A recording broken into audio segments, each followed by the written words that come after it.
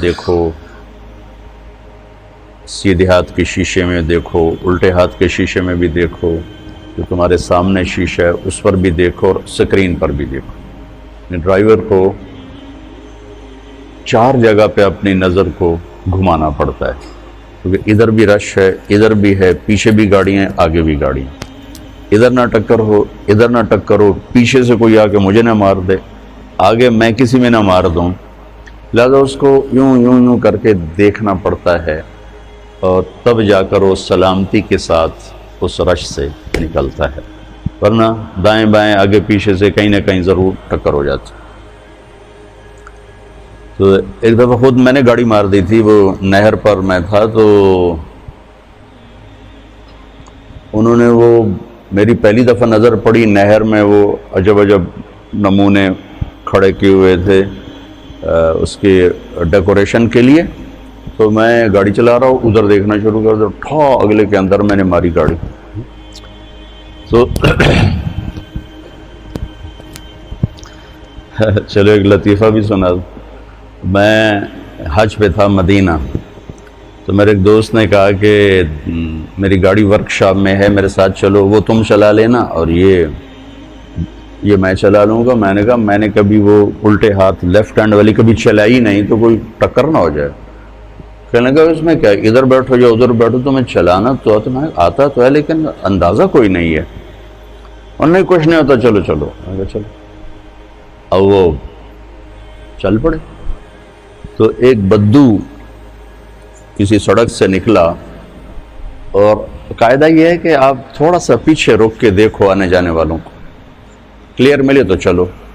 وہ بدو بادشاہ اس نے اندر ڈال دی گاڑی، اور مجھے آئیڈیا نہیں ہے، پہلی دفعہ میں اس طرف بیٹھ کے چلا رہا ہوں، تو میری گاڑی کا کونا اس کے بمپر میں لگا۔ وہ گاڑی تھی شیورلیٹ بڑی، تو بمپر اس میں پھنس گیا اور اس کو گھسیٹ کے لے جا رہا۔ اب مجھے کھڑ کھڑ کی آواز آنی شروع ہو گئی۔ میں نے کہا یہ کیا چکر ہے، یہ کھڑ کھڑ کیا ہو رہا ہے؟ میں جا رہا ہوں۔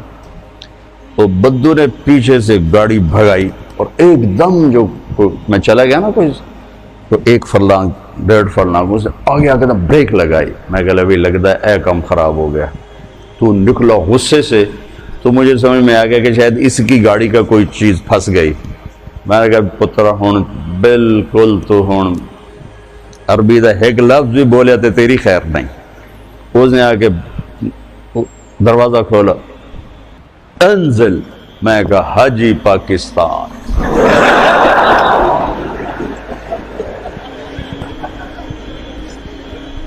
اس نے پھر کہا انزل۔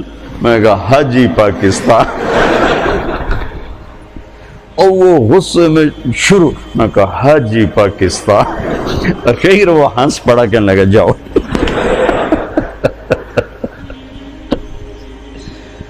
تو یہ مثال مجھے یاد آئی، اور پرانا واقعہ بھی کب کا 92 کا ہے یہ واقعہ۔ یاد ہے آپ کا رش دیکھ کر کہ اب ٹریفک زیادہ ہے، اب آپ کو بہت احتیاط سے آپس میں چلنے کی ضرورت ہے۔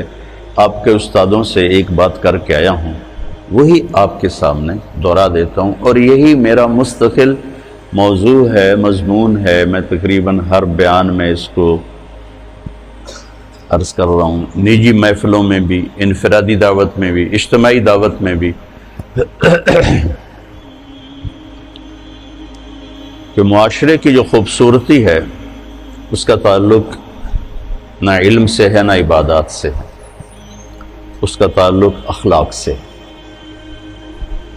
عبادات ہماری بنیاد ہیں، اس مسجد کی بنیاد نہ ہوتی تو یہ کھڑی نہ ہوتی، لہٰذا عبادات کی اہمیت ایک اور لحاظ سے کہ وہ ہماری بنیاد ہے۔ آپ کی نماز اچھی ہونی چاہیے، خوبصورت ہونی چاہیے، آپ کو تہجد کا شوق ہونا چاہیے، آپ کی عمر ہے کہ اس میں آپ اپنی نیند سے لڑ سکتے ہیں، اپنے آپ سے لڑ سکتے ہیں۔ ہماری عمر تک پہنچتے شاید پھر آپ چاہیں بھی تو نہ کر سکیں، لیکن ابھی اپنے آپ کو میرا ریمنڈ میں داخل ہونے کا جو شوق تھا نا، اس کی وجہ ایک طالب علم تھا، وہ تہجد مسجد میں آ کر پڑھتا تھا. تو مسجد میں بس آپ سے بھی کم لوگ ہوتے تھے. آپ تو میں نے سنا 400 ہو گئے ہو, تو وہ 250-300 ہوتے تھے 1971 میں. ممکن ہے آپ سب کی پیدائش سے بہت پہلے کی بات ہے. وہ آ کے تہجد مسجد میں پڑھتا تھا اور اتنی خوبصورت نماز پڑھتا تھا کہ اس کو دیکھتے دیکھتے میرا دل کیا کہ میں بھی رائمنڈ کے مدرسے میں داخل ہو جاؤں. حالانکہ میری تو اس کے نہ کبھی سلام دعا اور نہ کبھی کوئی اس سے گفتگو. وہ تو جب رائمنڈ میں داخل ہوا تو اس کا پتہ چلا, سخی جان اس کا نام تھا اور افغانستان کا تھا وہ. تو اس کی خوبصورت نماز نے مجھے اس بات پر اندر ہی اندر تیار کیا کہ میں رائمنڈ میں داخلہ لے لوں. تو آپ اپنی نماز کو خوبصورت جتنا بناؤ گے آپ کی بنیاد اتنی مضبوط ہو جائے گی. نماز میں سستی ہوگی, جماعت کی سستی ہوگی, تکبیر اولیٰ کی سستی ہوگی, تو وہ بنیاد کمزور ہو جائے گی. ہمارے ایک دوست تھے, دوست نہیں بزرگ تھے, میاں فضل احمد, بڑے ذمہ دار تھے. تو سارا دن مصروف رہتے تھے اپنی زراعت میں, کھیتوں میں. ایک دفعہ مجھ سے کہنے لگے, مولانا صاحب 18 سال ہو گئے میری تکبیر اولیٰ قضا نہیں ہوئی. 18 سال ہو گئے میری تکبیر اولیٰ قضا نہیں ہوئی.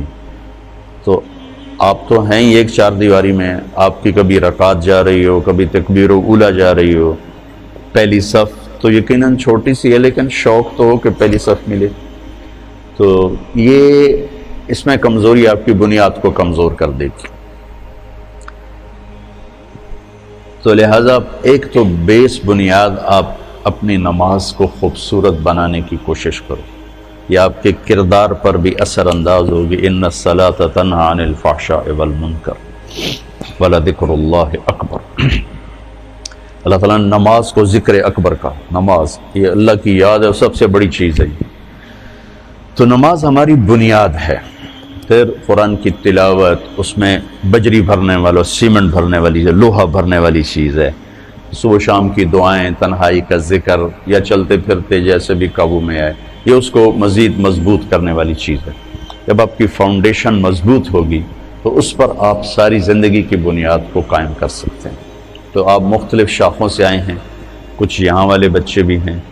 عمر کا وہ حصہ ہے جس میں سستی, غفلت بھی ہو جاتی ہے, اور کبھی مزاج بھی غالب آ جاتا ہے. سستی نہیں ہوتی, غفلت نہیں ہوتی, مزاج غالب آ جاتا ہے اور اس میں تکاسل شروع ہو جاتا ہے.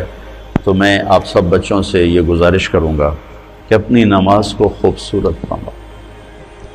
نماز کا خوبصورت ہونا آپ کے پوری زندگی کے کردار پر اثر انداز ہوگا. جو اللہ کے نبی نے فرمایا, جعلت قرۃ عین فی الصلاۃ, میری آنکھوں کی ٹھنڈک ہے نماز. تو اس کو آپ بنیاد بناؤ. تہجد کا اہتمام کرو, نوافل کا اہتمام کرو. اگر آپ اذان سے 1 منٹ پہلے بھی مسجد میں آ جاؤ تو آپ کی ہر نماز کے ساتھ نوافل ہو سکتے. اب سوائے فجر کی نماز کے وہ سنت نہیں ہوتی. تو آپ بڑے خوبصورت طریقے سے اپنے اللہ سے سجدوں کے ذریعے سے